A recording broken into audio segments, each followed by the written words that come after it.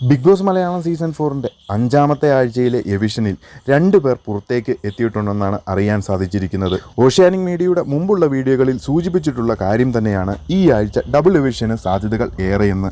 കിട്ടിയ ഇൻഫോർമേഷൻ അനുസരിച്ച് നവീൻ, ഡെയ്സി എന്നിവരാണ് എവിറ്റായിരിക്കുന്നത്. നോമിനേഷൻ ലിസ്റ്റിലുള്ള മറ്റുള്ള കണ്ടസ്റ്റൻസിനെ വെച്ച് നോക്കുമ്പോൾ താരതമ്യേന നല്ല 2 കണ്ടസ്റ്റൻസ് ആണ് ബിഗ് ബോസ് ഹൗസിന് നഷ്ടമായിരിക്കുന്നത് എന്ന് തന്നെ പറയാം. അൺഒഫീഷ്യൽ പോളുകളിലും ഇവർക്ക് തന്നെയായിരുന്നു വോട്ട് കുറവ്.